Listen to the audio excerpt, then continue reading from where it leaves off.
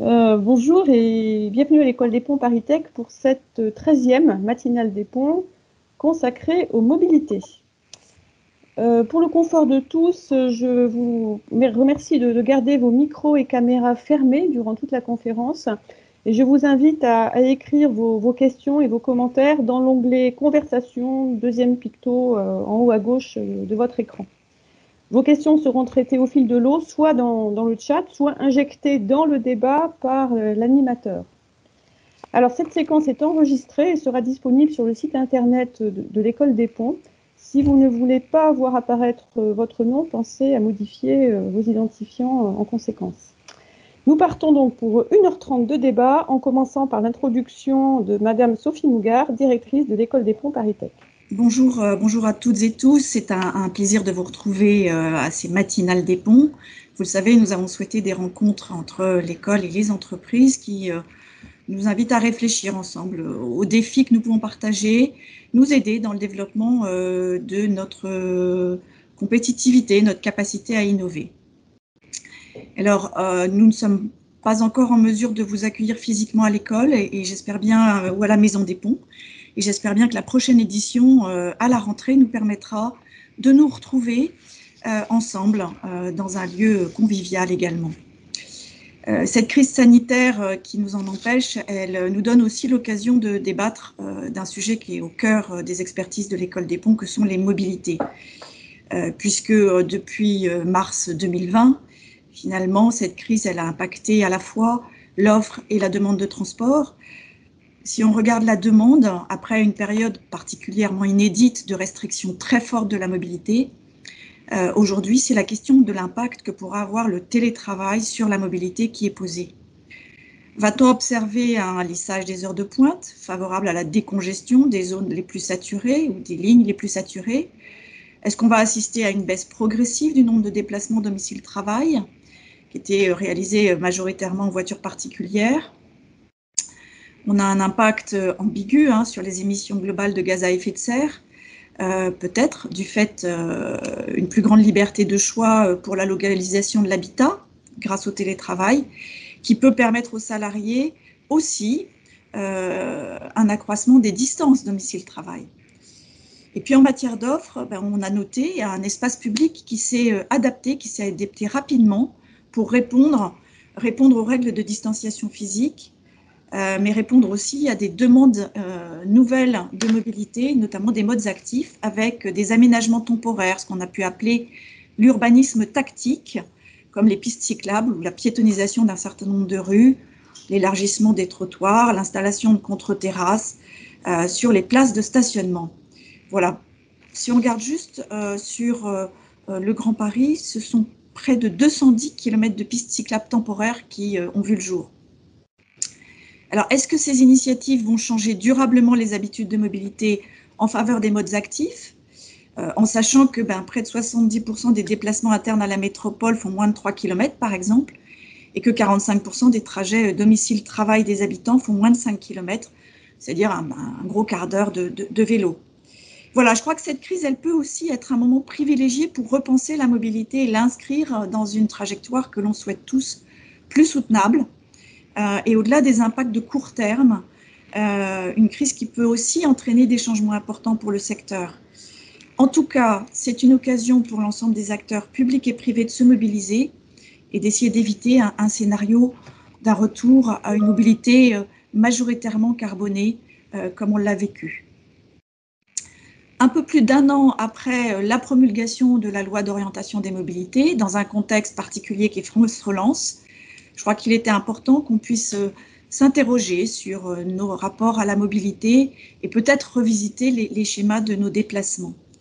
Et donc, c'est la raison pour laquelle, pour échanger sur cette thématique, nous avons réuni un panel de haut niveau, composé à la fois d'experts de l'école et de représentants de deux acteurs, de parties prenantes essentielles de la mobilité, qui sont les collectivités, les autorités organisatrices et puis les opérateurs de mobilité. Vous le savez, l'École des Ponts ParisTech se veut l'école de la transition écologique et du développement durable, et bien sûr, elle s'est emparée de ces questions à travers ses activités de recherche, à travers sa formation des ingénieurs, mais également ses autres formations que sont les masters spécialisés et notre doctorat. et nous avons voulu une approche pluridisciplinaire dans nos 12 centres de recherche, en favorisant les synergies entre les laboratoires et en assurant un continuum entre recherche amont et recherche appliquée. Et dans cette recherche appliquée, dans ce partenariat avec les entreprises, je crois que les chaires de recherche sont une excellente illustration. Et j'en citerai 2 qui traitent particulièrement la question d'aujourd'hui, à savoir les mobilités urbaines. D'une part, la chaire intitulée « Quelle régulation pour la ville de demain ?» qui vise à comprendre, à anticiper les besoins des villes et en particulier en s'appuyant sur le MaaS, le Mobility as a Service.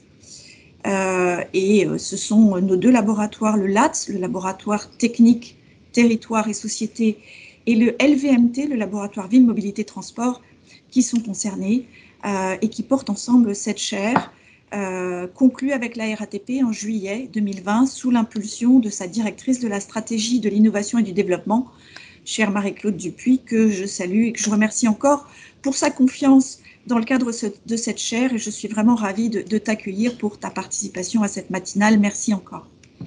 Et puis une deuxième chaire avec Île-de-France Mobilité, qui a été renouvelée en 2020. Donc c'est un partenariat qui s'inscrit avec de grandes perspectives, après une première période de 10 ans, sous un nouveau nom, Mobilité territoriale, qui démarre un programme de recherche avec le CIRED, le Centre international de recherche sur l'environnement et le développement, sur les questions de modélisation, de simulation, l'économétrie et la théorie économique de la mobilité, sous la direction de Fabien Leurent, professeur à l'École des Ponts, qui nous fait part aujourd'hui de l'état de l'art de la recherche sur ces questions, qui font bien sûr écho à celles que se posent bien des autorités organisatrices, notamment les régions.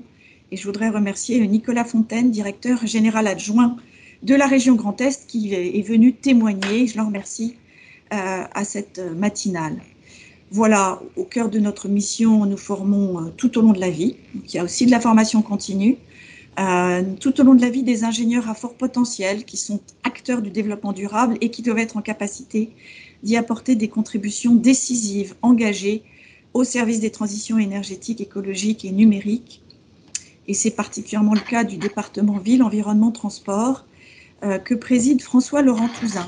Et je crois qu'il aura plaisir, je le dis pour lui, à partager sa vision de l'enseignement et la refonte qu'il conduit de l'enseignement pour que les futurs ingénieurs puissent durablement adresser les mutations dans ces domaines.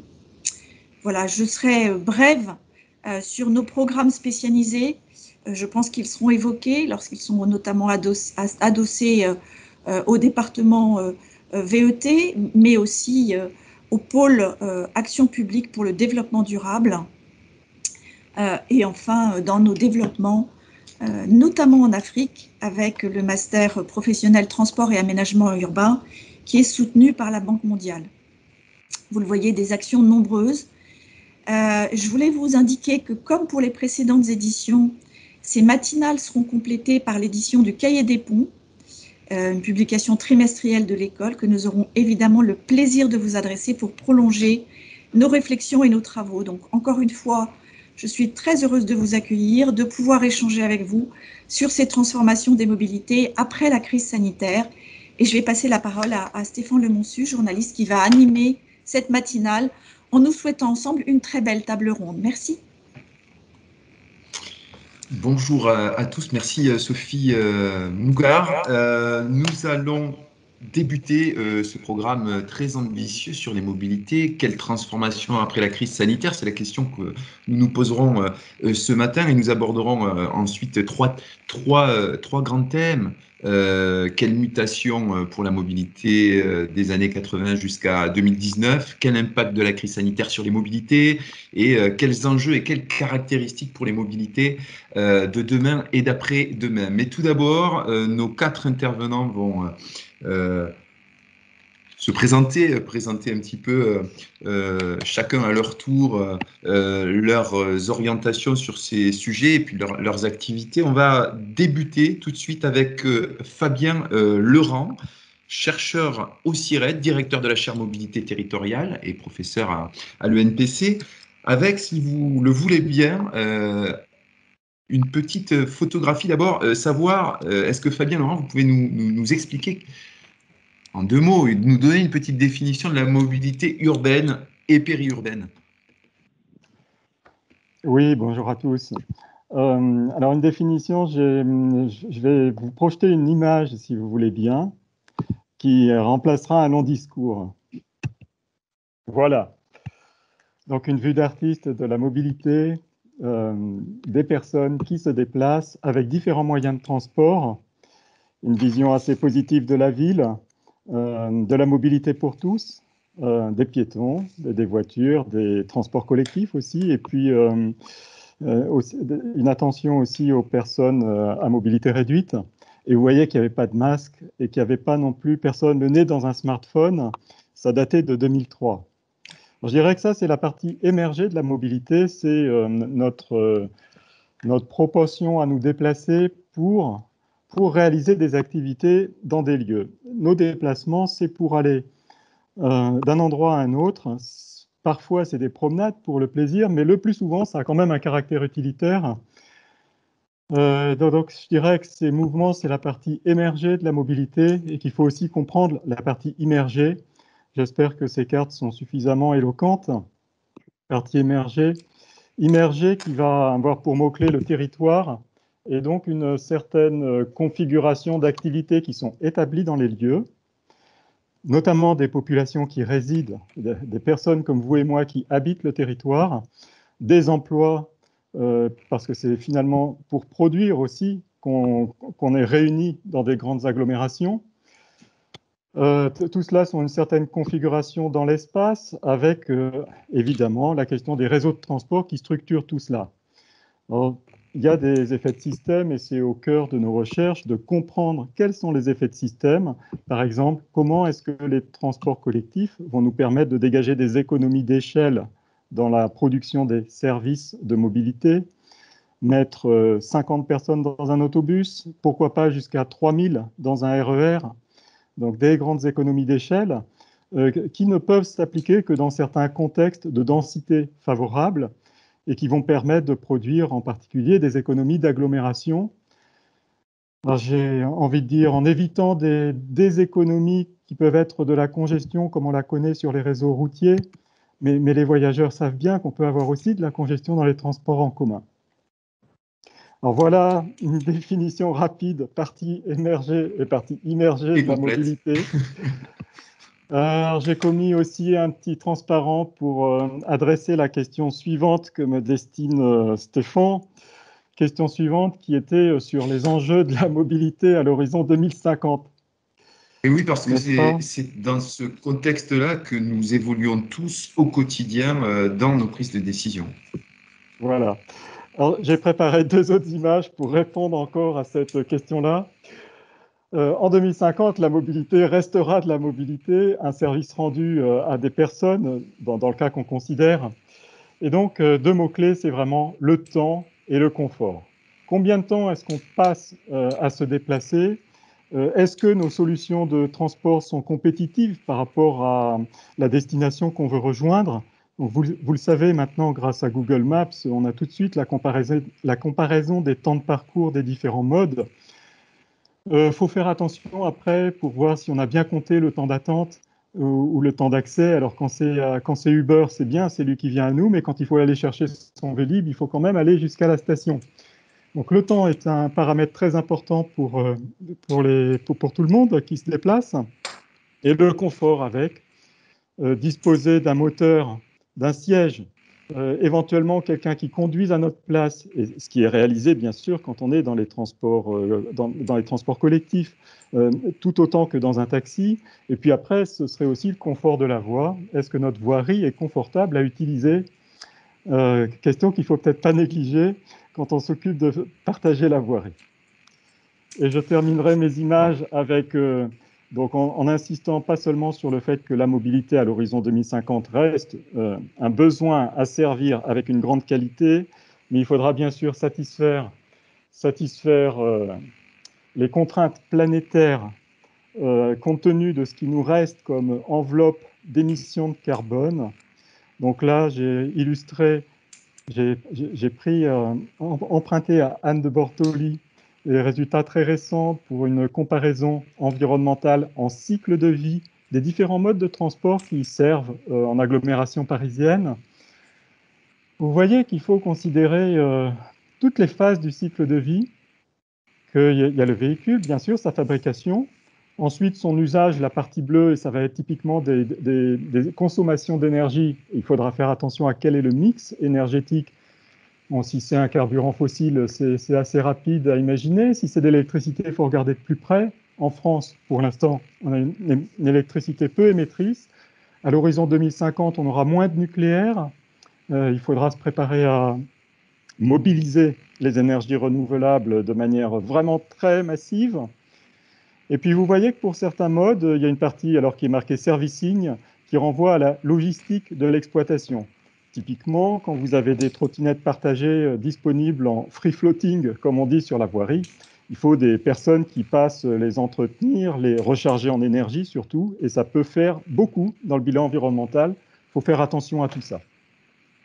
Voilà, donc les enjeux, pour moi, les enjeux 2050, c'est essentiellement la socio-économie de servir la mobilité et ses enjeux socio-économiques tout en satisfaisant l'enjeu environnemental et particulièrement climatique. J'allais résumer en disant des enjeux à la fois économiques, environnementaux et sociaux complexes auxquels nous sommes tous confrontés. Quels sont les axes de réflexion de la recherche aujourd'hui ? La recherche va s'intéresser à ces systèmes de mobilité à tous les niveaux. On parlait de demande de mobilité, donc typiquement sur la demande de mobilité, on s'intéressera à la géographie de cette demande selon les différents types de territoires. Ce matin, on va beaucoup parler, je crois, de villes, mais aussi plus largement d'autres territoires du quotidien, des territoires diffus. Donc géographie, économie, il faut qu'on comprenne les raisons profondes des comportements des gens. On a eu l'illustration de la crise des Gilets jaunes où le déclencheur était quand même une hausse du prix des carburants. Donc oui, la mobilité, ça coûte de l'argent et attention au pouvoir d'achat des habitants. Sociologie, bien sûr, ensuite, quelle est la perception sociale de la mobilité politique. Et puis, donc tout ça, c'est sur la demande et au-delà de la demande, je dirais, les politiques publiques qui sont mandatées quand même par nos concitoyens et donc par la demande, en fin de compte, de manière indirecte. Oui. Et puis, il y a tout un volet d'offres avec, quand même, si je dois tirer le bilan de la dernière décennie, on a bénéficié d'innovations formidables dans la mobilité. Alors, ne déflorez pas trop notre programme de la matinale, Fabien. On y reviendra juste après. Je me permets de vous interrompre pour donner la parole à François Laurent Touzin. Merci déjà pour cette présentation du contexte auquel nous sommes tous confrontés. François Laurent Touzin, vous êtes le président du département Ville-Environnement, Transport de l'école des Ponts ParisTech. La mobilité, elle demande quelles compétences, justement, pour répondre aux enjeux qui se présentent à nous? Oui, bonjour à tous. Et bonjour, merci évidemment. pour cette question. Alors, comme le disait Sophie dans son introduction, j'ai grand plaisir à effectivement vous parler à la fois des compétences requises de l'offre et puis des orientations nouvelles. Alors, pour parler effectivement des compétences, alors, il faut savoir que donc l'école et la formation d'ingénieur comptent 6 départements, parmi lesquels effectivement ville, environnement, transport, et que ces 6 départements sont leur enseignement est structuré autour d'un référentiel de compétences commun qui vise à former des acteurs du développement et de l'aménagement durable dans toutes ces dimensions. L'enjeu de ce référentiel de compétences est de former donc des acteurs reconnus au niveau national, mais aussi international. Parmi ces compétences, il y a 4 familles qui répondent particulièrement aux enjeux de la matinale. Première famille de compétences relève de la compréhension de la réalité physique des phénomènes par la science, pour se poser les bonnes questions. Et il s'agit d'aujourd'hui d'une compétence structurellement particulièrement cruciale dans la mesure où de nouveaux points critiques apparaissent. Fabien en parlait, la préoccupation environnementale, la nécessité de compter ce qui n'était pas forcément compté jusqu'à présent. La deuxième famille de compétences relève de la maîtrise des techniques et de modélisation pour prévoir, optimiser, et on le voit dans la situation actuelle et passé récent de la crise sanitaire, aussi s'adapter. Troisième famille consiste à connaître les cadres normatifs et institutionnels, d'une part avec une approche scientifique et technique, leur raison d'être, mais aussi historique, notamment par rapport à ce qui nous préoccupe aujourd'hui, comment la mobilité est-elle devenue non durable, pour reprendre un des fondamentaux du cours défis et définition des mobilités durables, mais aussi prospective, avec des grandes questions comme faut-il sortir du paradigme de la métropolisation. Et donc cette connaissance des cadres normatifs institutionnels doit permettre aux élèves de se positionner à la fois stratégiquement et tactiquement, notamment vis-à-vis des dispositifs de soutien qui sont portés au niveau national et au niveau international, et de les rendre véritablement des acteurs du changement à l'interface entre science et société. Dernière famille de compétences clés, créativité, agilité, leadership, à la fois pour concevoir de manière tactique, astucieuse, des solutions, mais aussi être capable de les mettre en œuvre et de conduire des changements massifs, et aussi pour pouvoir s'adapter et être résilient. Donc voilà, schématiquement, de manière assez conceptuelle, mais en même temps en pratique, les compétences requises. Quelles sont les nouvelles approches que vous développez aujourd'hui? Alors, peut-être un rappel finalement parce que ces approches s'expriment dans une offre de formation qui évolue en permanence, mais qui aujourd'hui se répartit entre une formation initiale, formation d'ingénieur, comme le rappelait Sophie, et également des formations continues. Alors peut-être rappeler une chose, c'est que donc le département VET, c'est un département qui est choisi par les étudiants et les ingénieurs en fin de première année.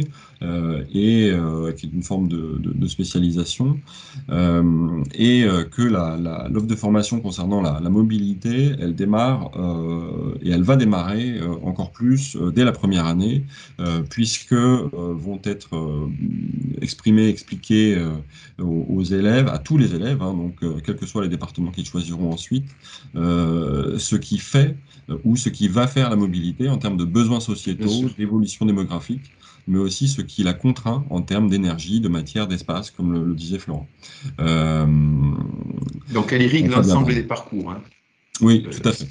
Et absolument. Et c'est en deuxième et en troisième année, donc dans le cadre d'un choix de département, que seront abordées sous toutes les facettes la mobilité, de la planification à la gestion, de l'étude des comportements à l'analyse du cycle de vie, de la logistique du dernier kilomètre au système de transport régional et national, de l'infrastructure au matériel roulant, de la tarification au système d'intermédiation et plus récemment de désintermédiation, du big data à l'aménagement des quartiers de gare, et j'en passe.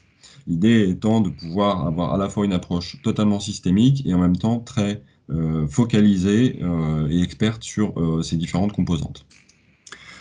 Il s'agit donc là de la formation d'ingénieur et qui est complétée ou prolongée par différents masters, notamment le master transport et développement durable et le master transport et mobilité, qui offre des approfondissements, notamment autour des externalités des transports en troisième année. Enfin, plusieurs formations continues permettent à des professionnels de se spécialiser ou de se mettre à niveau, en particulier le master Smart Mobility qui décrypte les enjeux de la donnée au service de la mobilité et donne les clés de leur exploitation à des fins de planification, de gestion, de qualité de service et aussi de sobriété. Également le master Système de transport ferroviaire et urbain évoqué en introduction. Donc, pour répondre à votre question sur les nouvelles approches et les nouveaux terrains d'apprentissage à explorer également, tout d'abord savoir que elles sont issues d'un travail qui s'est déroulé au premier semestre de cette année, un travail de comparaison internationale avec les meilleurs établissements européens et asiatiques et nord-américains notamment, visant à conforter le département VET comme département de rang mondial en sciences techniques, mathématiques au service de villes et territoires durables. Donc ça, c'est je dirais, ce qui est à l'origine de ces évolutions. Et il ne s'agit pas d'une révolution, mais plutôt d'évolution et d'accentuation de certains aspects. En particulier, la question des domaines qui sont traités au sein de VET. Il s'agit d'un département qui propose d'étudier de manière assez unique en fait dans l'offre mondiale de formation de haut niveau les trois dimensions ville, environnement, transport qui forment, comme l'a expliqué Fabien, un système qu'il s'agit de pouvoir appréhender et mettre en perspective. La deuxième chose, c'est l'approche pédagogique qui est à la fois systémique et scientifique et qui insiste beaucoup sur le fait que les solutions sont en fait une combinatoire de solutions qui relève de l'évitement, de la réduction et de la compensation des actions. Troisième axe de réforme concerne le périmètre géographique avec un accent mis sur l'international, la mise en perspective à partir de cas français des enjeux internationaux à titre de comparaison et aussi d'apport d'expériences étrangères. Également un levier qui se développe, un levier d'interdisciplinarité, avec notamment la conduite de travaux sur projet avec d'autres départements, qui mobilisent notamment les instruments financiers, informatiques et mathématiques.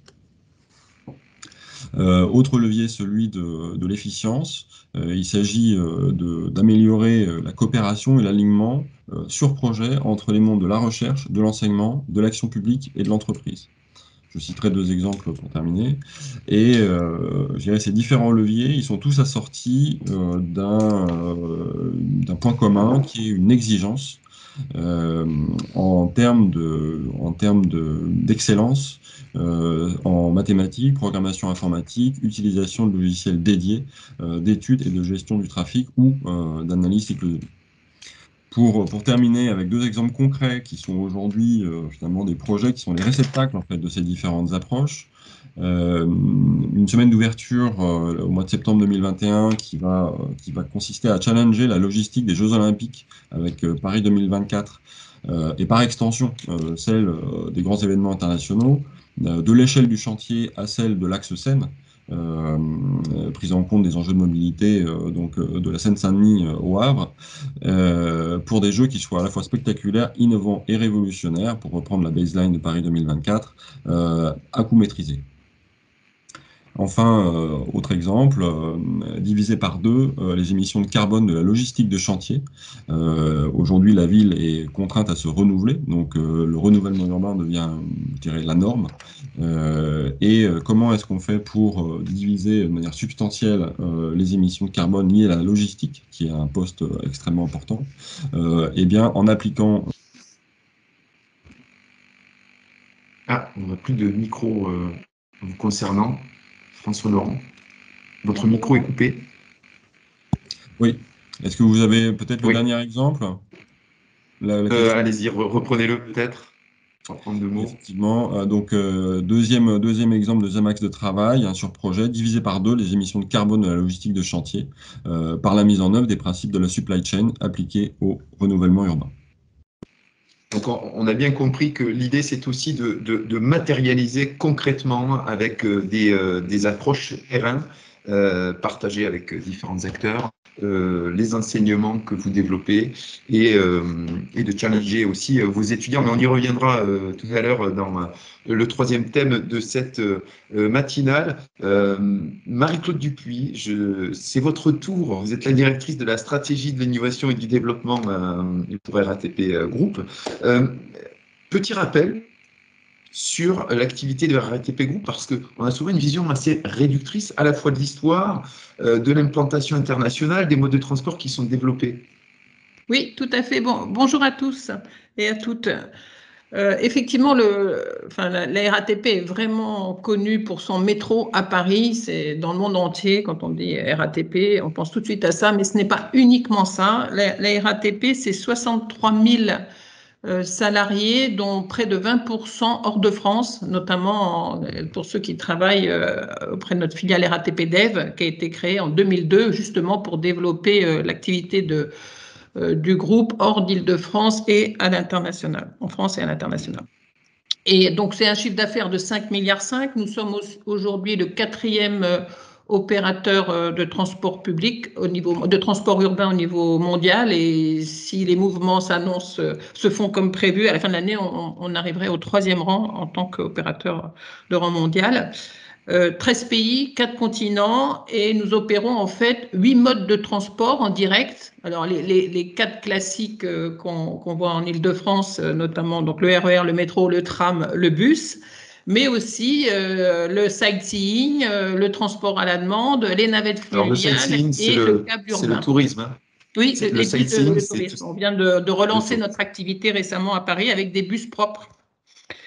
La RATP, donc j'ai beaucoup parlé de mobilité, mais ce n'est pas uniquement un opérateur de mobilité, puisque nous sommes aussi un grand bâtisseur, un gestionnaire des infrastructures. C'est la RATP qui gère les 200 km de métro de Paris historiquement. Et nous avons un certain nombre de filiales que nous avons créées justement pour soutenir l'activité cœur de métier, qui est celle de transporter les personnes en ville.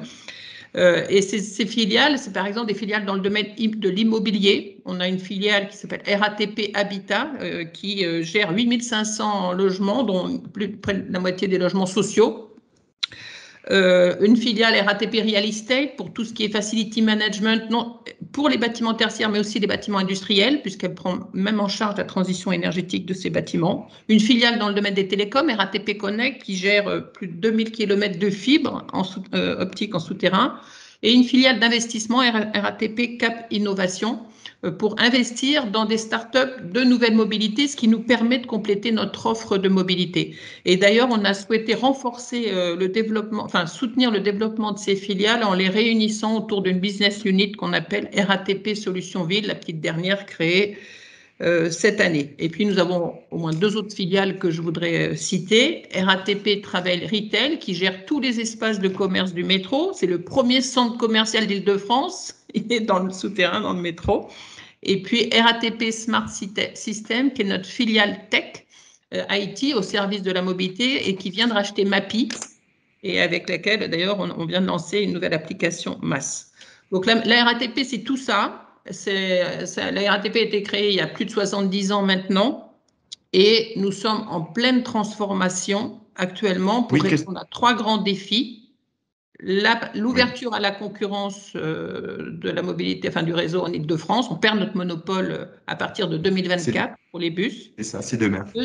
Voilà. Deuxième défi, la transition numérique, digitale, puisque la mobilité aujourd'hui, elle est multiple et on a vu arriver des grands sur la place. Je me souviendrai toujours des déclarations il y a 2 ans d'Uber venant à Paris en disant au sommet à l'Élysée pour dire « je veux être l'Amazon de la mobilité ». Il y a de quoi avoir un peu peur. Et puis, la transition, bien sûr, écologique, c'est énergétique, mais écologique plus globalement, avec des enjeux énormes pour non seulement la pollution de l'air en milieu urbain, mais aussi les enjeux du climat. Donc, c'est tous ces défis auxquels nous cherchons à répondre et nous souhaitons être le partenaire de confiance des villes, justement, pour répondre à tous ces défis.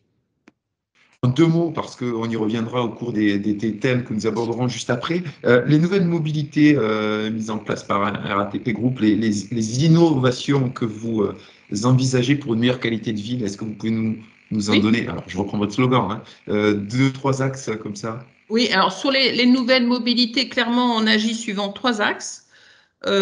Compléter notre offre de mobilité pour aider nos voyageurs à faire le dernier kilomètre. Alors pour cela, on a investi dans des startups Alors, je citerai le covoiturage avec Klaxit, l'autopartage avec Communauto, le scooter électrique avec CityScoot. Mais on a aussi investi dans une start-up qui fait du parking partagé et Zenpark, et qui tout ça l'idée étant vraiment d'encourager le maximum de personnes, de laisser la voiture au garage ou de ne plus avoir de voiture quand il y a des solutions alternatives. On sait bien que ce n'est pas possible partout en France, hein, c'est un sujet, mais en milieu urbain dense, quand il y a une belle offre de transport public d'abord et ensuite complétée, c'est bien. Donc, investir dans des startups qui complètent notre offre de mobilité. 2, travailler sur le MaaS, Mobility as a Service. C'est pour ça qu'on a racheté Mappy et qu'on a souhaité offrir aux voyageurs l'outil digital qui permet de faire son package de mobilité en non seulement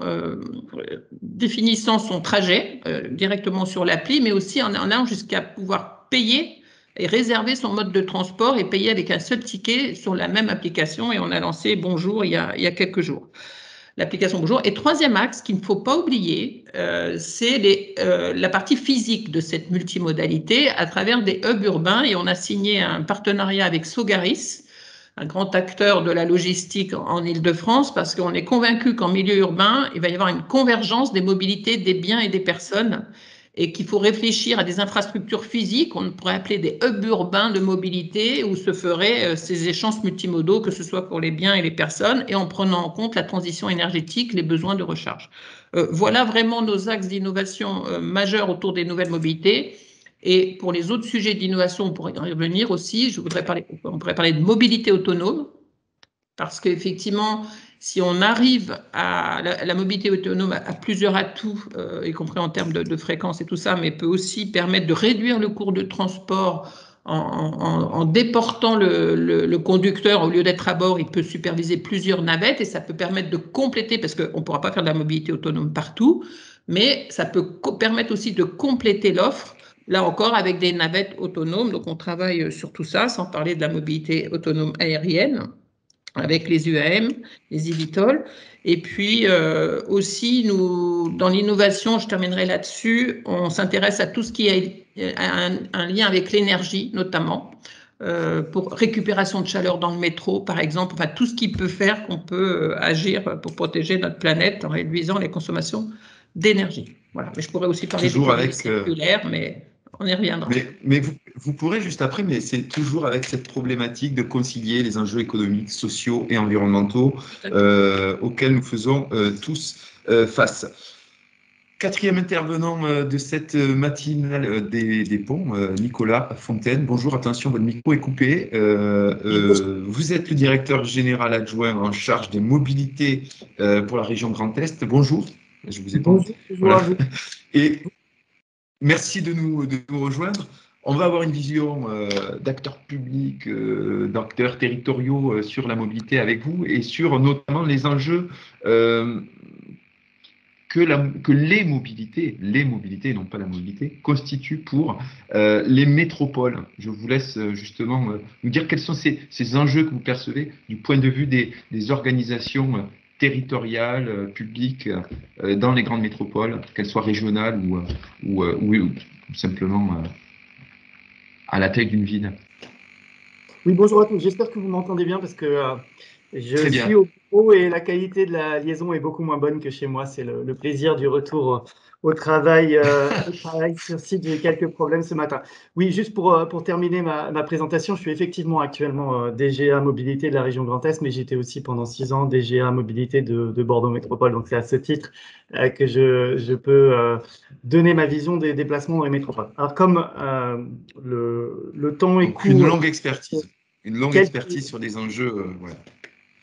Comme vous m'avez laissé quelques minutes là pour cette introduction, je vais retenir seulement un élément, mais pour moi il est crucial, des enjeux des mobilités pour les collectivités aujourd'hui. Et ça tombe bien, parce que je pense que ce soit du côté des métropoles ou du côté des régions, l'enjeu principal est le même.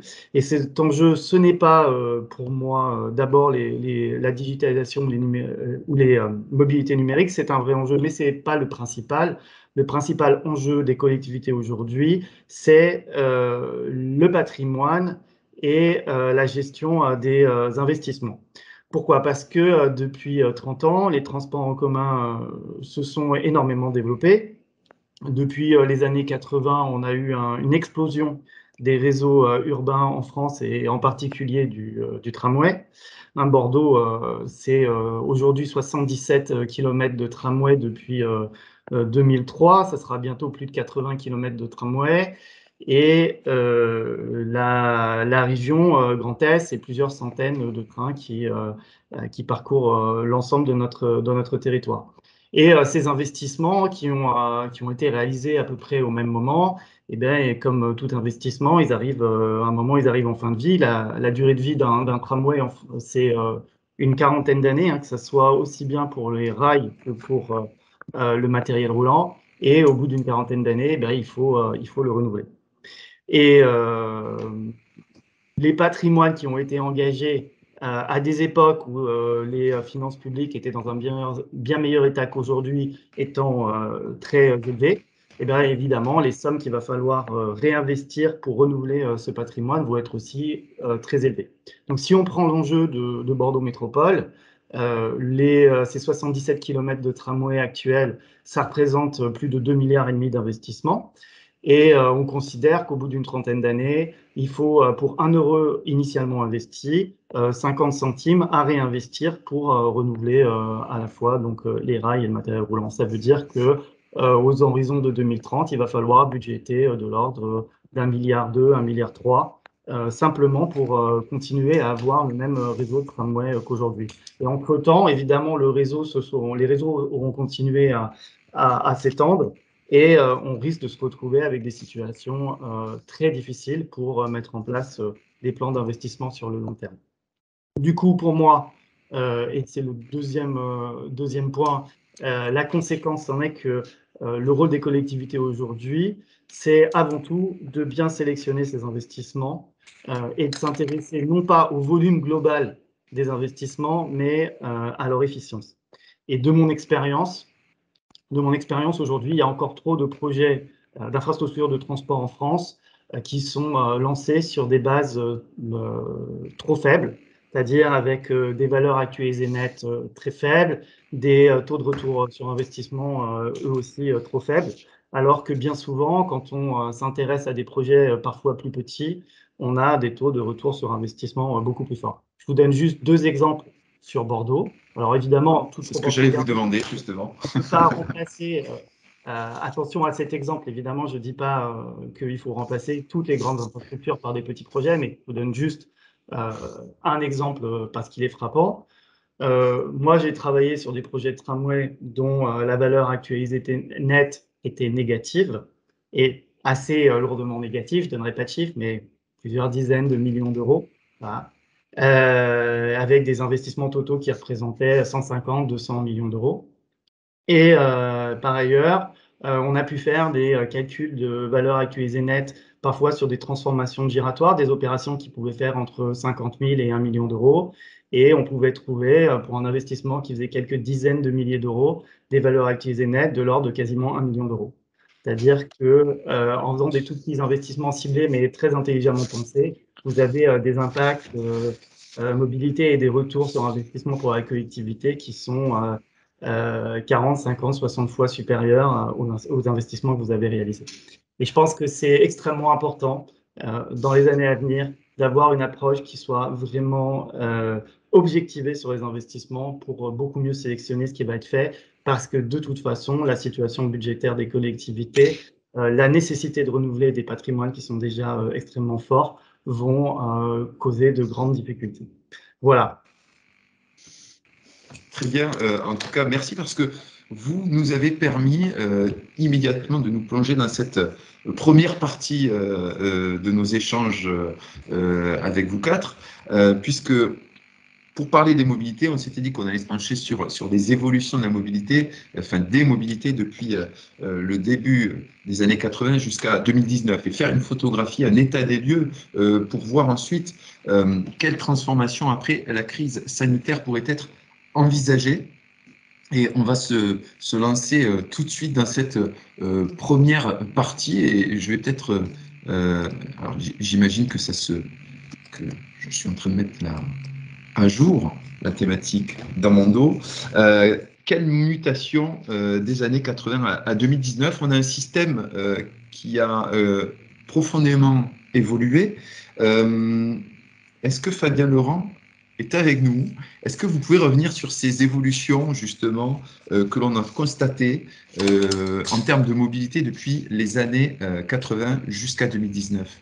Nous faire un rappel chronologique. Je me contenterai de brosser quelques grands traits. Si on se Oui, reporte bien en sûr. arrière, 1980, on est en plein développement du réseau autoroutier en France, tandis que le grand essor du réseau des lignes à grande vitesse, ce sera plutôt la décennie 1990. Alors, quand est-ce qu'il faudrait marquer le renouveau du tramway? Dès la fin des années 80, et puis ensuite dans les années 90, et puis encore à présent.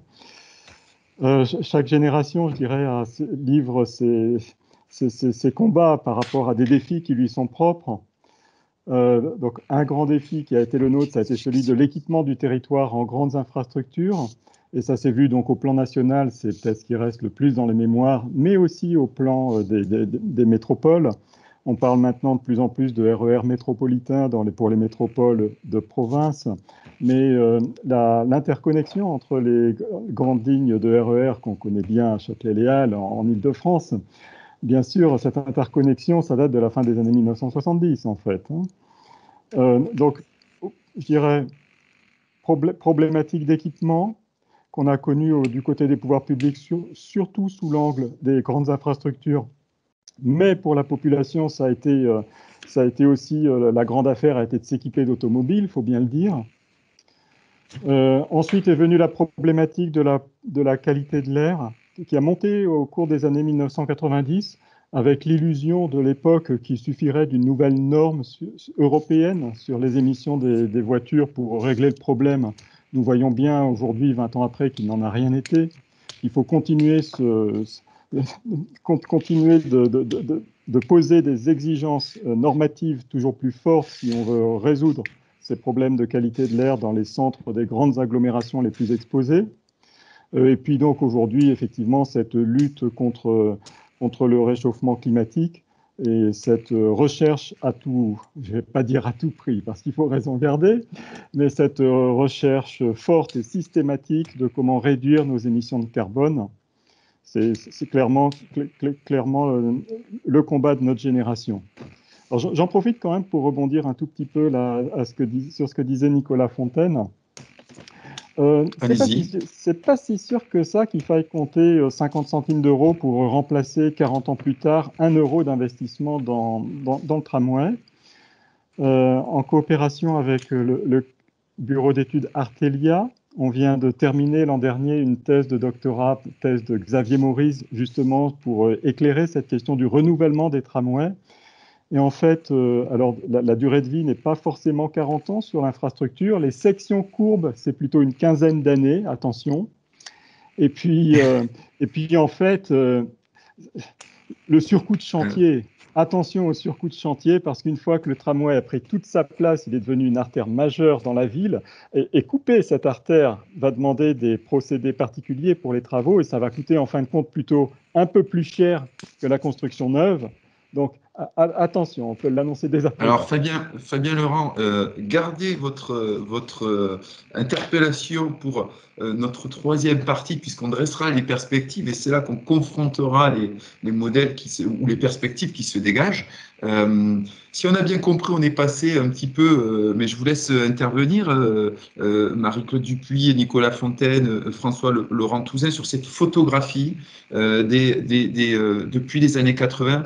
On est passé un peu du tout voiture qui était le modèle de déplacement urbain, périurbain ultra développé, avec aux transports en commun qui se sont un peu démocratisés, et ensuite une prise de conscience environnementale et des mobilités douces qui sont arrivées avec le digital également dans les années 2000-2010. C'est ça qu'on peut dire, c'est ça l'évolution des mobilités depuis quelques années?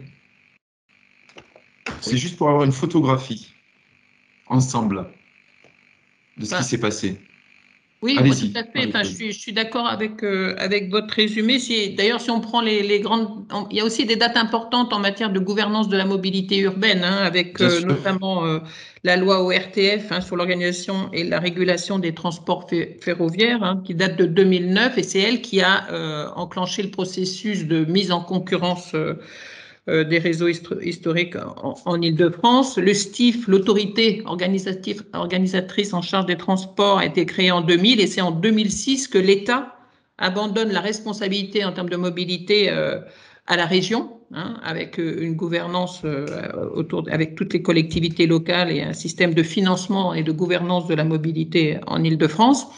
Et j'ai envie de dire, la dernière loi importante sur la mobilité, c'est la loi LOM, la loi d'orientation des mobilités adoptée fin décembre 2019, qui a vraiment complété d'ailleurs le cadre de l'ouverture à la concurrence du réseau historique en précisant le cadre social de cette compétition, en donnant encore un coup d'accélérateur à tout ce qui est la transition numérique, avec une ouverture des données de la mobilité, la possibilité de développer le MaaS en ouvrant la biotique, l'accès à la biotique, y compris à tous les acteurs privés.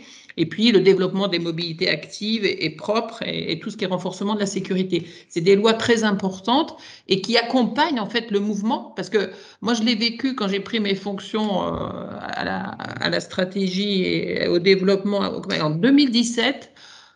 C'est là, on était encore, vous savez, dans le Vélib. Moi, ça m'a marqué parce que c'était encore les modèles de véhicules partagés, de mobilité partagée, c'était très DSP, délégation de services publics, autour d'Autolib et du Vélib. Et puis, on a vu arriver, il y a eu un renouvellement d'ailleurs de l'appel d'offres à la ville de Paris, et on a vu arriver après les vélos en free floating, les scooters, et les trottinettes, et les villes se sont trouvées envahies. Et de nouveau, il y a un besoin énorme de régulation de ces objets-là. Hein, on a commencé, il y a autre régulation qui commence à venir avec l'entrée dans le code de la route des engins de partager, de déplacements partagés, enfin bref, et puis des villes qui commencent à limiter le nombre d'opérateurs de nouvelles mobilités. Donc je trouve que c'est intéressant de voir comment le cadre législatif et réglementaire accompagne les évolutions de besoins de mobilité aussi à travers l'histoire. Nicolas Fontaine, je pense que vous allez, je vous vois abonder.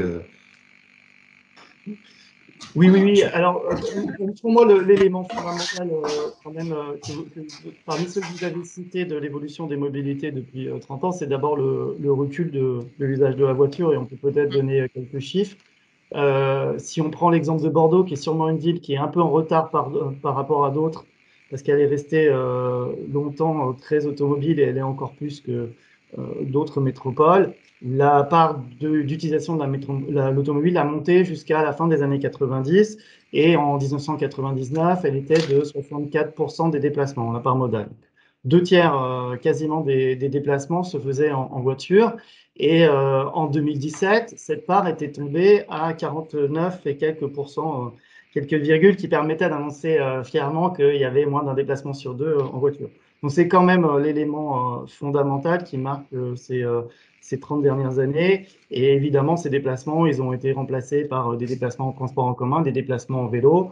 Et je crois qu'on peut tous s'accorder qu'avant le Covid, les taux de croissance, à la fois pour les transports en commun et pour le vélo, étaient très forts. Pour les transports en commun, sur Bordeaux, ils étaient de l'ordre de 5% par an, avec des meilleures années et des plus basses années, mais autour de 5% par an. Et sur le vélo, on était, et on est toujours d'ailleurs, puisque finalement ce phénomène a été renforcé, mais je crois qu'on en parlera après, supérieur à 10%. Donc l'élément important, c'est quand même ce transfert des déplacements automobiles vers des déplacements transports en commun et mode doux. Avec juste une petite précision, monsieur François Ploquin, si vous pouviez désactiver votre caméra, ça serait, je pense que ça serait plus opportun, parce qu'en fait, on a une vue sur vous pendant cette matinale. Voilà, merci. Vous parliez des déplacements justement qui ont diminué, et en plus, ce sont des déplacements qui, en termes de distance, sont relativement réduits. Les déplacements tels qu'on les connaissait en voiture, qui est toujours le mode de déplacement majoritaire, on est d'accord? Oui, tout à fait, puisque Parce que vous donniez des chiffres. Oui, pareil, je continue à donner des chiffres. Sur une métropole comme Bordeaux, on a à peu près un déplacement sur 2 en voiture qui fait moins de 3 km. Et en fait, la part modale de la voiture devient majoritaire dès qu'on dépasse 1 km. Donc, il y a un gain énorme de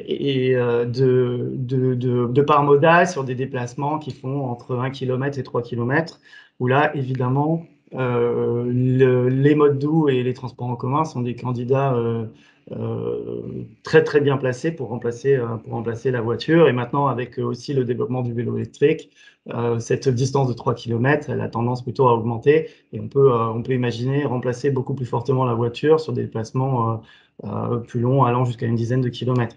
Un dernier chiffre, à Copenhague, se distingue évidemment par un réseau cyclable très très dense avec de très très bonnes infrastructures, et la distance moyenne des déplacements sur ce qu'ils appellent les autoroutes du vélo est de l'ordre d'une dizaine de kilomètres. Elle est supérieure à la distance moyenne de déplacement sur certains axes en métro. Donc vous voyez que on peut trouver aussi faire du report modal sur des modes doux, sur des distances qui sont tout à fait significatives. François-Laurent Touzin, cette vision en fait des mobilités urbaines et périurbaines, elle s'est construite au fur et à mesure. Il y a eu une agrégation finalement des moyens. On a développé des nouvelles solutions avec une densité qui devenait de plus en plus importante. Et quelle est votre vision sur ces 30 dernières années? Alors, jusqu'à 2019. Oui, il y aurait beaucoup de choses à dire sur la manière dont les choses se sont structurées, des dynamiques sociales et économiques qui ont façonné, notamment certains pôles, certaines métropoles. Peut-être simplement, en tant que président du département VET, je voulais dire un mot de la manière dont est envisager cette évolution dans le cadre de la formation. Et c'est quelque chose de très important puisque il s'agit de former des ingénieurs à conduire des évolutions futures, mais cette conduite, elle est basée d'abord sur l'analyse des évolutions passées. Donc analyse scientifique, technique, historique, et donc avec à chaque fois des ordres de grandeur ou des points absolument précis. Et cette analyse débouche sur la capacité à s'approprier finalement une sorte de théorie de l'évolution de la mobilité. Et quand on croise finalement cette théorie de l'évolution avec la compréhension de ce qui se passe aujourd'hui, et bien finalement on est capable de déterminer des trajectoires pour demain. Et là, je rebondis sur ce que disait Nicolas Fontaine tout à l'heure, hein, c'est la prise en compte de l'existant comme déterminant fondamental des trajectoires et des contraintes. Aussi, qui à la fois sont des opportunités, mais aussi sont des obligations de maintenance. Voilà. Et le tout avec une approche donc, qui est historique, mais je le répète, hein, c'est très important. Et là, c'est quelque chose qu'on souhaite souligner dans le cadre de la réforme. Hein, c'est une approche quantitative qui permet vraiment d'être en prise avec la réalité de la conception et la réalité de la gestion également. Je rebondis sur ce que vous disiez, sur effectivement ces prises de décision successives, sur ce qui a orienté les moyens de se déplacer en zone urbaine et périurbaine. La modélisation, Fabien Laurent, c'est un outil d'aide à la décision des politiques de transport sur les dernières années, selon vous? Pas que selon moi. Hein. Oui, clairement, dans des études d'ingénieurs, en fin de compte, des études de clientèle, de trafic, dans lesquelles, en fait, on simule, qu'est-ce qu'on simule? On simule que dans le territoire est implantée une certaine offre de transport, qu'elle existe ou sous forme de scénario, et que face à cette offre, il y a la demande de mobilité, donc les personnes comme vous et moi, le fret, etc. Et donc, on simule comment est-ce que la demande de mobilité pourra s'emparer de l'offre, comment est-ce qu'elle pourra l'utiliser pourquoi est-ce qu'elle utilisera tel mode de transport plutôt que tel autre, et par conséquent, quels seront les trafics et quels seront les impacts économiques, sociaux, environnementaux. Donc la modélisation comme outil d'aide de la planification et parfois aussi de la gestion en temps réel, clairement a pris une place qui est sans doute incontournable aujourd'hui. Et pour moi, la question finalement n'est pas tant d'utiliser la modélisation, je crois que c'est devenu extrêmement évident, mais c'est plutôt de ne pas être prisonnier de ces modèles, qui sont forcément calibrés sur une certaine situation du système. Et donc attention au fait que le système est en train d'évoluer, parfois avec des dynamiques rapides, en particulier l'émergence de nouveaux services. Donc il faut effectivement, si on veut planifier de manière lucide par rapport à ça, il faut faire attention à bien spécifier les hypothèses de nos modèles sans hésiter à être prospectif, de manière à laisser ses chances à l'avenir, si je peux dire. Cette modélisation que vous développez, est-ce que c'est une source d'inspiration pour, par exemple, les lois qui sont développées. Alors là, j'interpelle Marie-Claude Dupuis, Nicolas Fontaine, la loi d'orientation des mobilités dont vous parliez tout à l'heure, qui est parue en 2019. L'idée de cette loi, c'est de propulser les nouvelles mobilités, c'est de supprimer la dépendance à l'automobile, c'est de réussir la transition écologique, c'est d'assurer le bon fonctionnement du secteur des transports, et c'est investir dans les infrastructures de transport. Voilà, c'est ça les grands axes de cette loi. Est-ce que les modèles qui sont développés, par exemple ici à l'École des Ponts, sont des sources d'inspiration pour les opérateurs, pour les acteurs publics, lorsqu'on prend des grandes orientations comme ça? Oui, je peux peut-être commencer si vous voulez bien. Allez-y. Je suis tout à fait d'accord avec ce que vient de dire Monsieur Laurent. Et effectivement, dans une métropole, la modélisation, les études, c'est des choses qu'on utilise quasiment quotidiennement sur tous les projets. Enfin, c'est fondamental. D'abord, c'est souvent une obligation réglementaire, puisque quand vous faites un projet de grande infrastructure de transport, vous avez plusieurs étapes administratives à passer, vous avez une enquête publique à préparer, vous avez un bilan socio-économique à réaliser. En amont de ça, vous avez une concertation à faire où il faut pouvoir proposer au public plusieurs scénarios, et l'essentiel du choix, il se fait sur des modélisations et qui sont basées sur des modèles. Et aujourd'hui, il y a très très peu de métropoles qui n'ont pas acquis un modèle complet qui alimente leur réflexion. Et c'est aussi pour ça que les enquêtes ménage-déplacement qui sont réalisées par les services de l'État sont très importantes, parce que c'est bien beau d'avoir un modèle, mais il faut l'alimenter avec des données précises. Et je souscris aussi à ce que me dit Monsieur Laurent, c'est que évidemment, il faut aussi prendre ces modèles avec précaution, et il ne faut pas oublier que les mobilités changent, ne cessent d'évoluer. On parlait tout à l'heure des trottinettes. Évidemment, en 2015, on ne pouvait pas intégrer les trottinettes dans les modèles. Elles sont arrivées en quelques mois, elles nous ont submergés. Maintenant, il faut les prendre en compte pour la part de trafic qui leur revient. Et puis, il ne faut pas oublier aussi que quand on construit une infrastructure, elle crée elle-même sa propre demande et qu'elle rend faux le modèle qui a permis de l'évaluer. Donc ça, c'est extrêmement important, et ça fait partie de notre travail de tous les jours. C'est intéressant, vous dites que les mobilités sont en perpétuel mouvement. Donc je surfe un peu sur vos propos en faisant des jeux de mots. Marie-Claude Dupuis. Oui, vraiment, je ne peux que soutenir tous les travaux qui sont faits pour développer les modèles prédictifs, des besoins de mobilité, et à deux niveaux. C'est vraiment, on a des besoins au niveau macro, à l'échelle d'un territoire. Quels sont pour pouvoir analyser les flux et faire des enquêtes pour prédire, mieux définir les besoins, mais aussi à l'échelle micro. Et c'est tout l'enjeu qu'on a vu arriver à l'échelle d'un quartier pour bien dimensionner justement ces infrastructures plus locales qui vont permettre la multimodalité. Et il faut trouver le bon équilibre entre les enquêtes historiques, il y a à la fois les enquêtes du CEREMA, ou du ministère sur les habitudes de mobilité, mais il fallait presque, j'exagère, mais à peine, mais il fallait peut-être 10 ans pour avoir le résultat après avoir fait l'enquête. C'est très très long, très lourd, et on voit apparaître des nouveaux outils de traitement des données qui peuvent avoir des choses beaucoup plus rapidement. Donc, et on voit beaucoup d'innovation aussi dans ces sujets-là.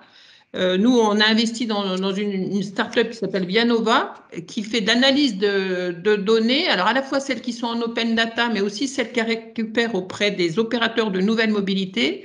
Et elle sert d'intermédiaire avec les villes pour les aider à réguler justement ces mobilités, nouvelles mobilités urbaines. C'est-à-dire, par exemple, si une ville décide de réguler l'accès sur un quartier de telle ou telle mobilité, eh ben on peut faire, Vianova peut jouer le rôle de médiateur, d'intermédiaire pour aider la ville à réguler. Mais on a aussi besoin vraiment de gros modèles aussi pour prédire et mieux dimensionner les besoins. Voilà. Alors, vous ne croyez pas très important. Il y a beaucoup d'innovation là-dessus. La précédente enquête mobilité des personnes menée par l'INSEE, c'était en 2008. Et la dernière, c'était 2018-2019, je crois, la publication. On a, dans cet intervalle de temps, d'ailleurs, pour avoir une bonne photographie des temps de transport qui évoluent partout. Le temps consacré au transport augmente partout. C'est 10%, par exemple, du temps en plus, passé en plus dans les déplacements quotidiens pour les Français. On a cette photographie avant 2019, donc d'une mobilité qui évolue, où on essaie de donner un peu plus de place au transport en commun, aux mobilités douces. Vous parliez des trottinettes, des vélos. Et puis 2019 arrive. 2019, on le connaît, on est en train de basculer sur la deuxième partie de nos échanges. 2019, c'est, on le sait tous, cette crise sanitaire sans précédent qu'on a traversée. On va se demander quel impact cette crise va laisser sur les mobilités qui étaient là, qui étaient disponibles pour chacun d'entre nous en milieu urbain et périurbain, et surtout, est-ce que ça va laisser des traces? Quels sont les constats que vous faites les uns et les autres sur cette crise sanitaire et la façon dont les gens ont réagi? Peut-être, vous levez la main, je donne la parole. Alors, Marie-Claude Dupuis. Je veux bien pour commencer la première, puisqu'on l'a vécu de plein fouet. Enfin, en mars dernier, en mars 2019, notre fréquentation est tombée à 5%. 5% de fréquentation. Alors, on a maintenu une offre de transport à 30%. Et au final, pour l'année 2019, c'est moins 43% de fréquentation en moyenne à l'année par rapport à 2019. Enfin, en 2020 par rapport à 2019. 2020 par rapport à 2019. Oui. Voilà, pardon. On a eu moins 43% de fréquentation. Donc, bien sûr que ça interroge le modèle économique. Heureusement, je tiens à le souligner, on a un contrat avec notre AO et ça a été le cas dans toutes les AO de France, et je peux même dire au niveau international, les autorités organisatrices qui financent le transport ont soutenu leurs opérateurs en partageant ce déficit. Et en Ile-de-France, c'était 900 millions d'euros de pertes de recettes voyageurs qui ont été compensées à 750 millions par IDFM, et toutes les autorités ont fait ça. Et en plus, non seulement il y a eu une perte de recettes voyageurs faute de fréquentation, mais aussi une perte le fameux VM, versement mobilité, qui sont versés par les entreprises, mais comme il y avait du chômage partiel, il y avait une réduction. Donc c'est dramatique pour le modèle économique du transport public, puisque lui-même était déjà assez fragile, puisque en France, la moyenne le voyageur ne paye que 30%. Grosso modo, et c'est encore moins en Ile-de-France, mais 30% du coût du transport est supporté par le voyageur. Le reste, c'est les collectivités locales, les entreprises, etc. Donc, aujourd'hui, les entreprises et les AO, d'ailleurs, sont très fragilisées, le modèle est fragilisé. Donc, à travers la profession, d'ailleurs, l'Union des transports publics que je vice-préside, on a lancé un appel pour repenser le modèle économique du transport public.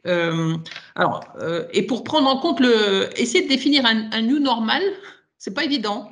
Parce on a vu des modifications de comportement très importantes pendant la crise Covid, et certains vont perdurer, télétravail, e-commerce, voilà. Et puis il y a des choses qui sont sans doute plus structurelles, comme la baisse du tourisme, notamment pour une région comme Île-de-France.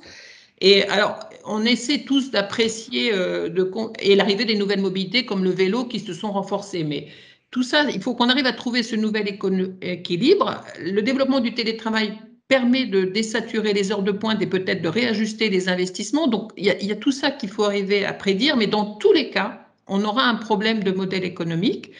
Et c'est pour ça que nous avons mis aussi sur la table le sujet de la valorisation des externalités, les externalités positives du transport public, mais aussi les externalités négatives de l'usage individuel du voiture particulier. Et il faut vraiment, là aussi, je pense qu'il peut y avoir des travaux avec les économistes et tout ça pour repenser ça. Et quand j'entends parler de valeur nette actualisée ou de ROI, moi je plaide vraiment pour qu'on prenne en compte, mais ça c'est aussi une préoccupation quotidienne dans mon entreprise quand on fait des ROI de projets, d'infrastructures ou d'invest quel qu'il soit, de toujours essayer de prendre en compte non seulement la performance financière, mais extra-financière. C'est fondamental, sinon on peut faire des erreurs de raisonnement. On a bien compris qu'il y a eu un déport des mobilités habituelles qui étaient la voiture ou les transports en commun vers d'autres formes de mobilité. On a des gens qui soit ne se déplacent pas, soit ont décidé d'utiliser d'autres moyens de transport parce qu'ils ont réfléchi à l'impact environnemental, parce que la peur du virus peut-être dans les transports en commun, des choses comme ça. Nicolas Fontaine, je vous voyais réagir également, et après on donnera la parole aux autres acteurs. Oui, alors les conséquences de la crise sanitaire, elles sont quand même assez difficiles à analyser sur le long terme, et je suis probablement pas le meilleur pour en parler. En fait, il y a quand même, pour moi, il y a deux types de conséquences. Il y a celles qui accélèrent des phénomènes qui étaient déjà existants, notamment le vélo.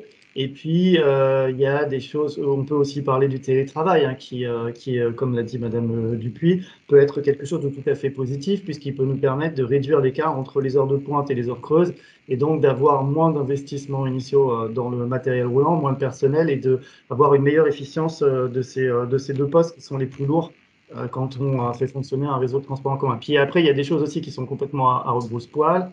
Pardonnez-moi l'expression, il y a évidemment un certain retour à la voiture dont il est difficile de savoir s'il va durer ou non.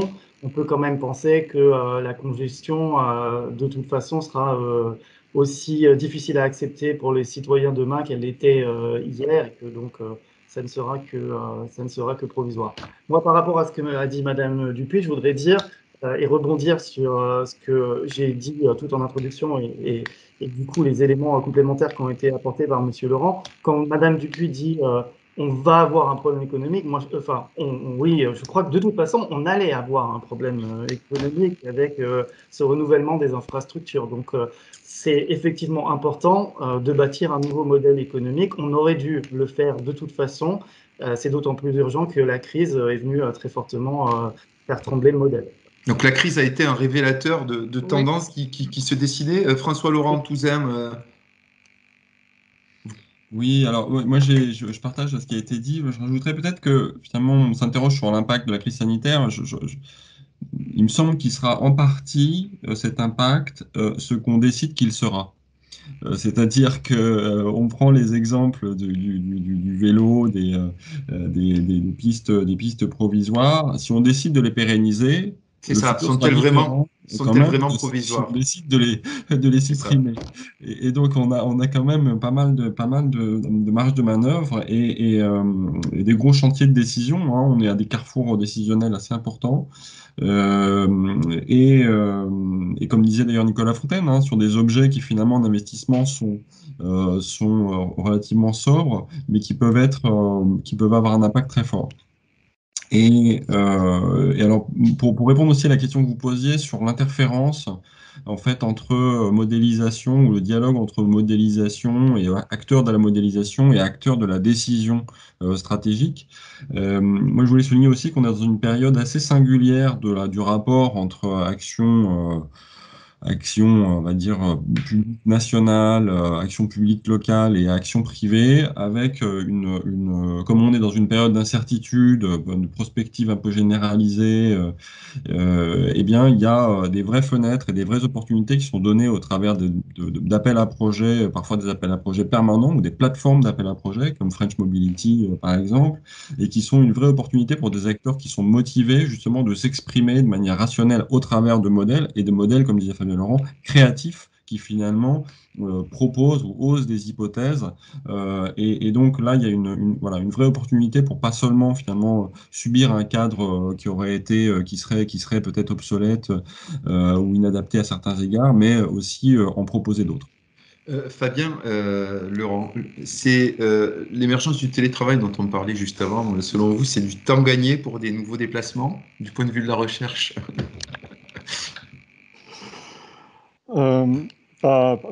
Vraiment pas sûr. Hein. Pas sûr. Les impacts sont complexes, ça dépendra vraiment de quelles sont les conditions résidentielles, effectivement, de la personne. Est-ce que c'est possible de travailler à son domicile ou est-ce qu'on se déportera vers un tiers-lieu qui se prêterait mieux? Hein, moi, j'ai des exemples concrets de difficultés. Je pense à une jeune doctorante là, dont le télétravail a été tellement perturbé par les bruits de voisinage qu'elle a dû déménager pour... Bref, ça va être une série de situations individuelles, délicates, pas évidentes. Moi, pour un commentaire sur cette pandémie, effectivement, et sur son effet, ce serait peut-être de discerner les ordres de grandeur finalement, de combien de personnes ont été concernées à tel égard. Donc, on déplore pour la France de l'ordre de 100 000 décès, peut-être 1 million de personnes qui auront été exposées lourdement et se seront fait soigner. Si je devais compter les atteintes psychologiques, ensuite, ce serait peut-être plutôt du côté de la dizaine de millions. Et on a vu ça en particulier avec nos jeunes élèves ingénieurs, hein, malgré tous nos soins. Et en revanche, là, la contrainte sociale pour réaménager chacun sa mobilité de manière extrêmement forte pendant plusieurs mois, et ensuite en dosant à des niveaux divers ces paliers de déconfinement, ça, c'est ça le plus massif en vrai. Donc c'est avant tout, fondamentalement, une crise qui affecte nos mobilités parce que la société ne nous a plus permis de nous déplacer comme d'habitude aussi librement qu'on en avait pris l'habitude. On s'est contraint collectivement et je dirais la population a très très largement joué le jeu de ça, bien sûr, heureusement. Heureusement, et donc l'un dans l'autre, effectivement, c'est une remise en cause très forte de nos pratiques qui dégagent des fenêtres d'opportunité. Certaines sont déjà, font l'objet d'actions publiques déjà cristallisées sur le terrain. D'autres, c'est vraiment au niveau individuel, à chacun de rejouer sa mobilité avec des formes plus flexibles, sans doute. Merci parce que vous me tendez la main pour introduire le troisième axe de nos échanges. Quels enjeux et quelles caractéristiques pour les mobilités de demain et d'après-demain? Vous venez tous de l'effleurer parce qu'en fait, cette crise, elle a été le révélateur de tendances. Hein. On s'inscrit dans une démarche à la fois pratico-pratique, mais aussi on était obligé d'être un petit peu visionnaire. On sait que d'ici 2050, les 2/3 de l'humanité vivront en ville. Donc ça, c'est un chiffre qui nous interroge. Aujourd'hui, organiser nos mobilités de façon concrète, c'est important, mais c'est aussi dans un cadre, on le disait tout à l'heure, environnemental et sociétal grave ou important à venir. Quel système de transport quels exemples à suivre, quels exemples à créer. Nicolas Fontaine, je sais que vous, en préparant ce débat, vous me parliez des exemples suisses, de l'exemple aussi du nord de l'Europe. Oui, tout à fait. Pour moi... Qu'est-ce qui peut nous inspirer aujourd'hui dans la façon de repenser nos mobilités? Tout à fait. Je pense pour moi, il y a les mobilités, il n'y a pas une solution unique, évidemment.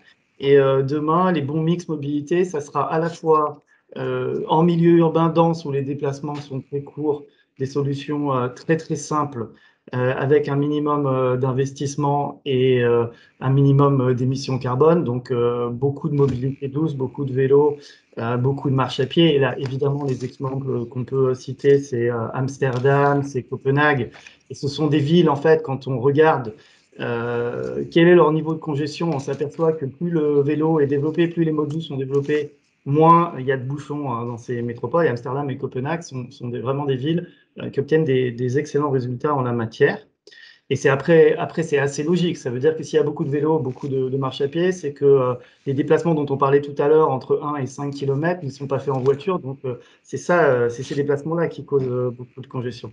Et puis après, l'autre modèle pour moi et l'autre priorité, c'est aussi d'investir sur des déplacements lourds, mais là, sur des longues distances.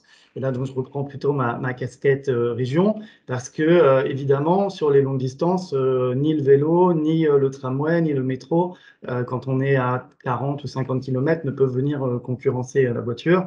Et il y a la nécessité de développer les infrastructures ferroviaires. Et là, évidemment, l'exemple qu'on peut citer, et malheureusement, ça va faire beaucoup de mal, encore une fois, après la séance d'hier soir, mais c'est la Suisse.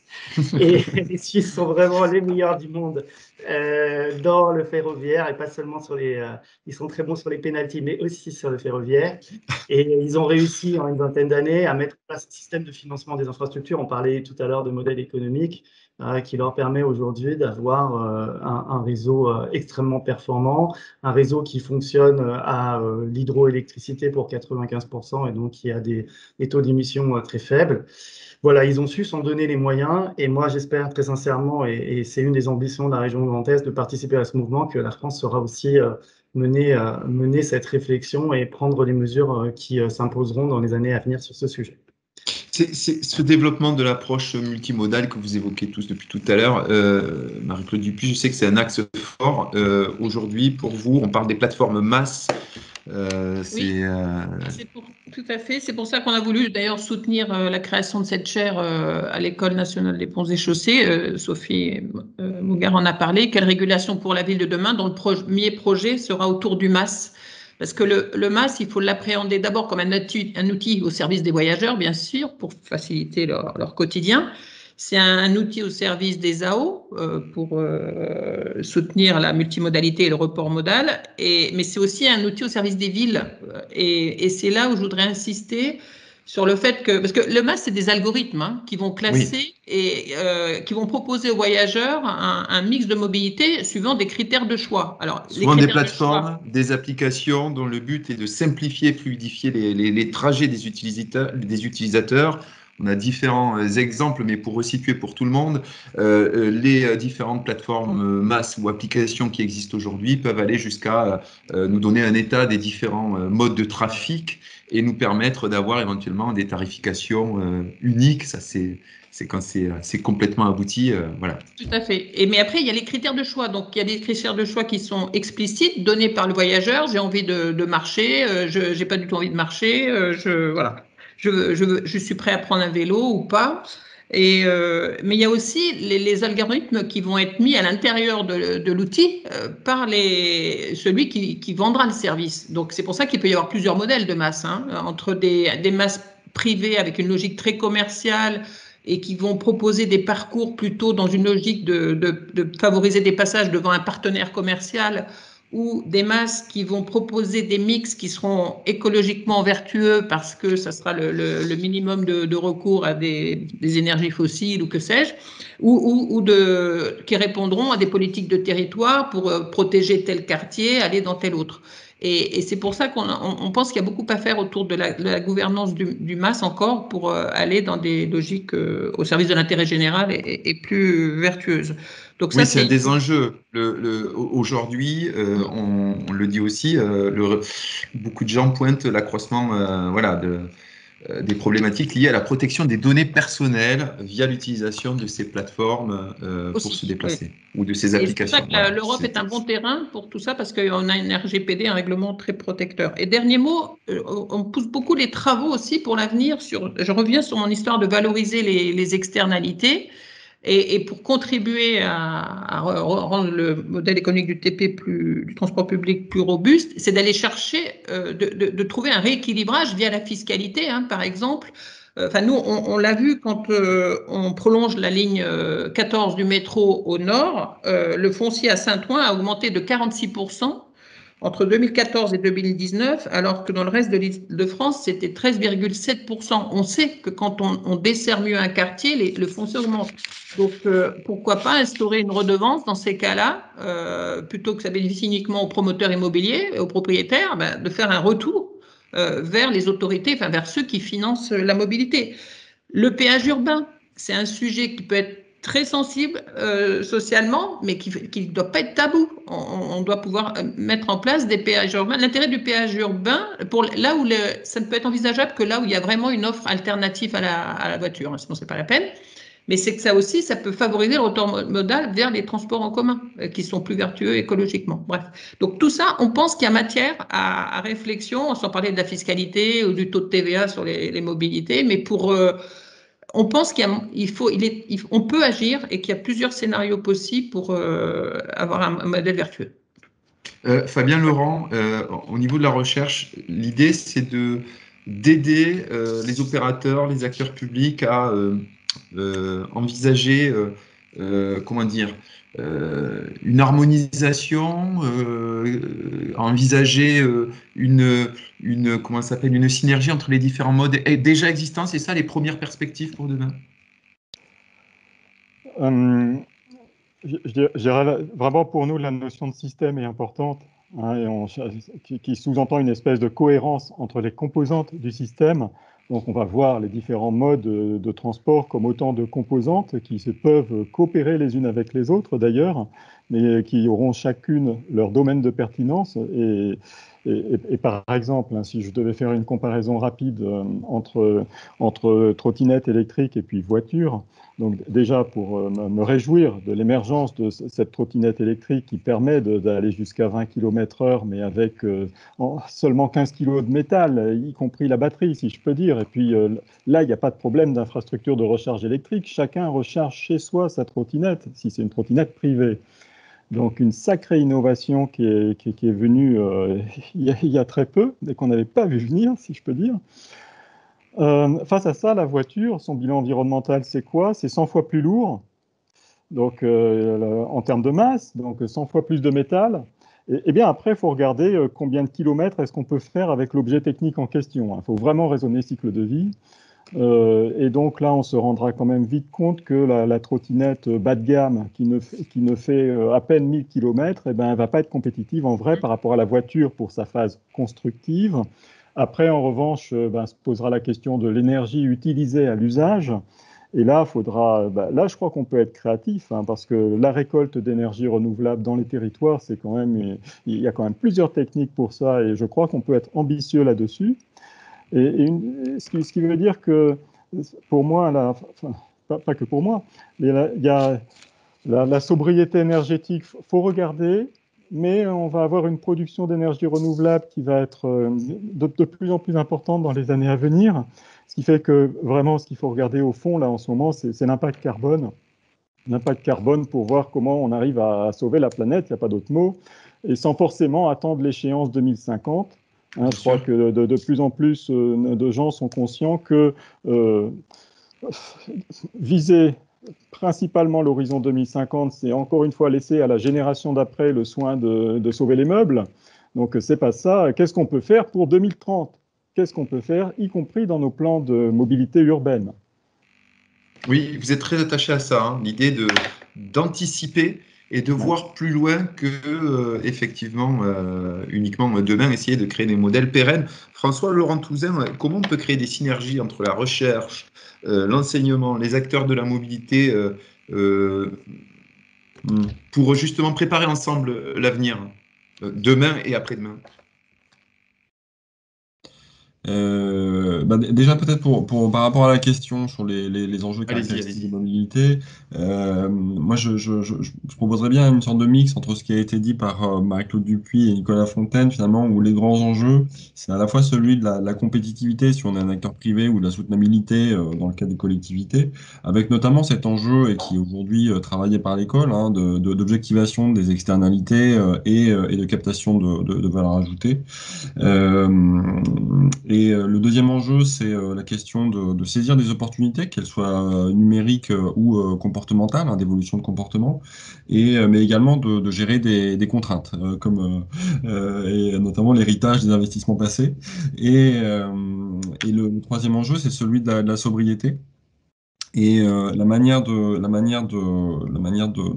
de traiter en fait cette question de sobriété à l'école, elle relève de cette combinatoire que je disais tout à l'heure en introduction, entre finalement le fait d'éviter finalement de se déplacer. Donc là on est sur la démobilité, sur le télétravail. Le deuxième, c'est celui du fait de changer de mode de transport, hein, aller vers quelque chose de plus sobre, ou par un autre itinéraire, une autre combinaison. Le troisième levier, et tout s'articule finalement, hein, au sein d'une même journée, au sein d'un parcours, au sein d'une activité, c'est celui de l'augmentation de la recherche d'efficacité, hein, donc de réduction de consommation, de réduction de poids, etc.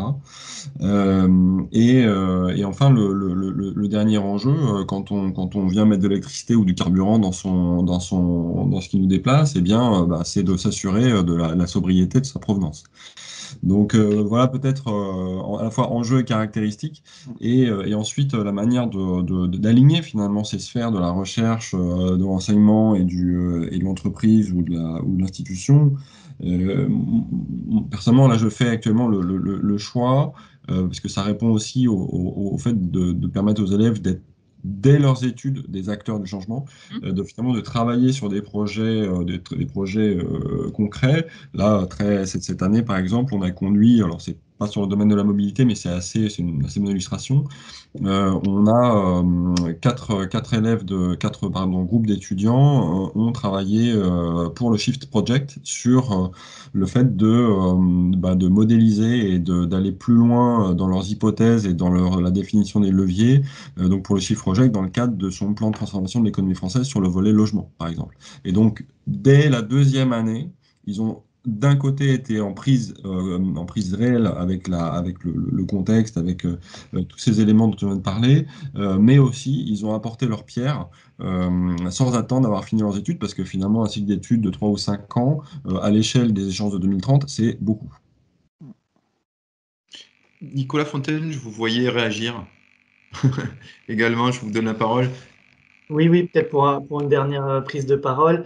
Oui, moi je trouve ça, puisque aujourd'hui on est invité par l'École des Ponts et que moi je suis un ancien élève de l'École des Ponts, justement du département ville et environnement territoire, ça s'appelait, on a peut-être changé un petit peu de nom depuis lors.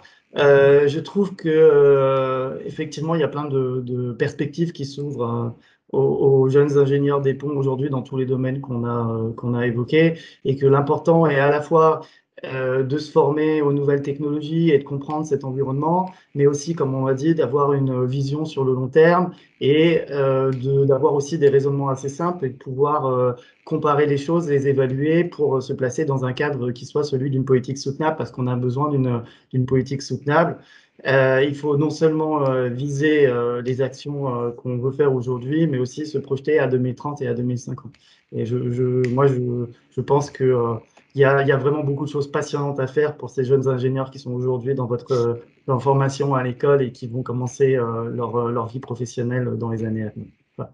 Et je leur souhaite bon courage et beaucoup de plaisir. Merci d'initier les conclusions à ces échanges. Marie-Claude Dupuis, est-ce que les innovations technologiques seront également au centre, on le disait tout à l'heure, de l'évolution de la mobilité urbaine, hein, qu'il faut impérativement aujourd'hui structurer et dans laquelle il faut trouver une cohérence, hein, si je retiens bien ce qui a été dit. Oui. Tout à fait. Et pour mon dernier mot, ça serait en termes de cohérence. On a parlé cohérence des différents modes de mobilité proposés. J'insisterai aussi sur cohérence entre offre de mobilité, politique de mobilité et politique urbanisme. Il faut vraiment qu'il y ait une approche cohérente maintenant entre la programmation des infrastructures ou de l'offre de transport et de l'urbanisme. Je parlais des hubs urbains. Enfin, il y a beaucoup de choses à faire autour de cette mise en cohérence, on va dire. Oui, les mobilités mettre en avant les fractures sociales, entre guillemets. Plus on habite loin, plus la mobilité coûte cher. Oui, mais même en termes de programmation d'infrastructures, on a eu l'occasion de parler, je ne veux pas rouvrir un débat, mais sur les EHPAD qui parfois sont installés là où il y a de la place, où les terrains sont pas trop chers, mais des fois loin de l'accessibilité du bus. les parkings. Enfin, l'idée n'est pas de favoriser l'usage de la voiture, mais plutôt de favoriser l'usage des transports propres et partagés. Et il faut aussi donc penser urbanisation, les micro-quartiers, on parle de la ville du quart d'heure, qu'est-ce que c'est, enfin, d'avoir des approches cohérentes entre programmation, enfin PLU et mobilité en fait aussi. Donc on est sur des enjeux complexes, si je vous comprends bien. François-Laurent Touzin, pour vous, en guise un petit peu de conclusion sur ces perspectives et enjeux pour demain et après-demain, qu'est-ce qui se dessine? Est-ce que... Écoutez, non, je vais peut-être plutôt illustrer par rebondissant sur ce que vient de dire Marie-Claude Dupuis, hein, et qui dont on va pas nommer, parce que finalement le choix de réunir dans un même département ville, environnement, transport, eh bien, correspond précisément à cet enjeu crucial d'articulation de l'urbanisme et du transport. Articulation dans l'espace, articulation fonctionnelle et articulation dans le temps.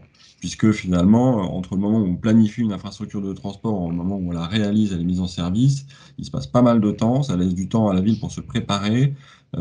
Et alors, c'est quelque chose qui est très complexe, qui mêle le politique, le technique, l'économique, et ce sont de très beaux exercices d'ailleurs sur lesquels on va travailler l'année prochaine avec les élèves de deuxième année.